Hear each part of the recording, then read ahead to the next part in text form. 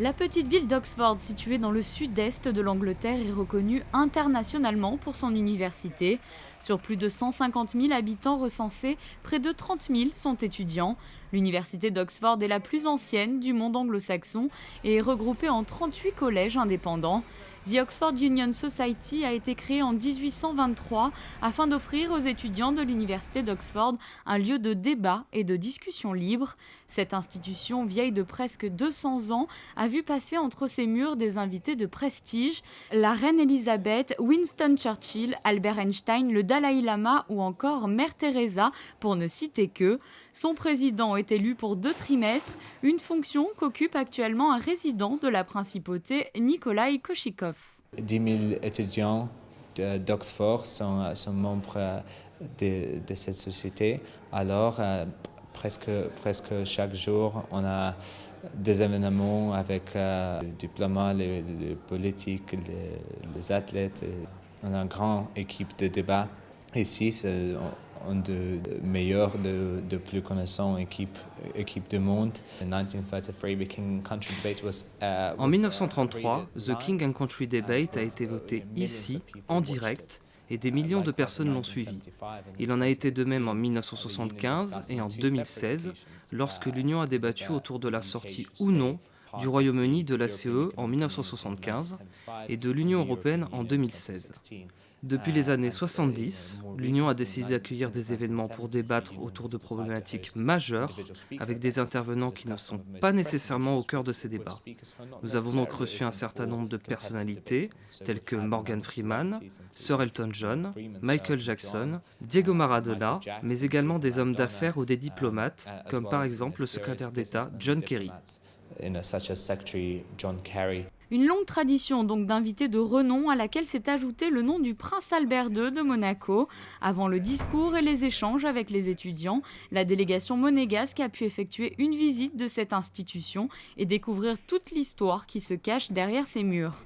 Avec beaucoup d'humilité ici dans ce lieu historique et avec bien sûr ces photos de personnages illustres, j'ai un peu de mal à croire qu'il veuille absolument que je vienne faire une présentation ici, mais c'est venu tout simplement cette invitation est venue par le président de l'Oxford Union, qui est une association d'étudiants qui historiquement a toujours débattu de questions qui n'étaient pas nécessairement traitées dans leur classe et dans leurs cours à l'université. Et donc, mais le président de cette association, Nikolai Korchakov, est un étudiant d'origine russe, mais qui est résident monégasque. Et donc, c'est tout naturellement que j'ai eu plaisir à répondre positivement à cette invitation. Je crois que c'est intéressant, non seulement de présenter un petit peu la principauté, mais de parler aussi d'environnement et de changement climatique, qui sont,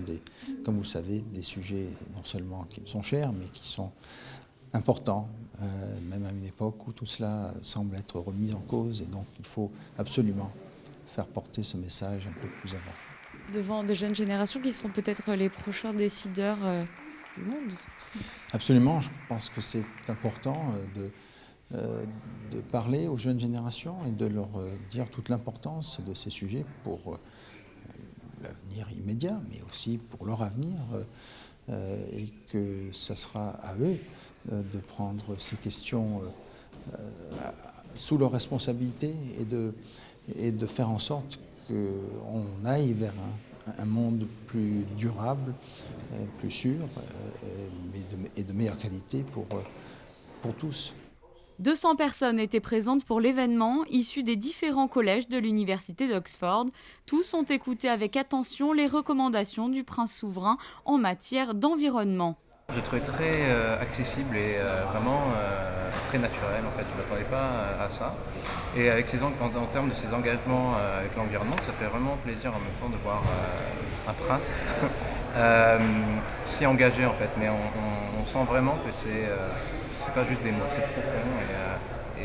J'allais justement lui poser une question à ce sujet, mais il avait déjà réponse à tout, j'allais dire, parce qu'il était vraiment engagé. Et oui, c'était vraiment impressionnant. Je trouve que c'est vraiment important pour quelqu'un dans sa position de prendre de tels engagements, parce que bien sûr pour un leader c'est un exemple un petit peu à suivre et que c'est pas forcément une question de richesse, que c'est un engagement individuel. Et en même temps, c'est important qu'il en parle à tout le monde. C'est un sujet qui est assez controversé, malheureusement.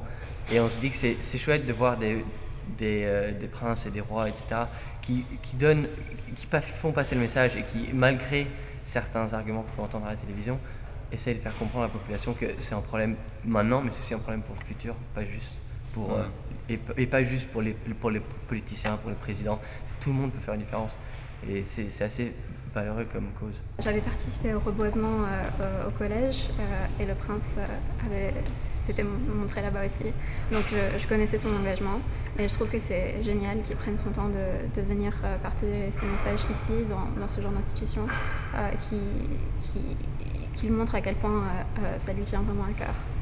Je pense que ça a un impact sur nous et sur le futur, vu que les gens ici vont partir à l'étranger et un peu avoir un impact sur ce que le futur nous réserve.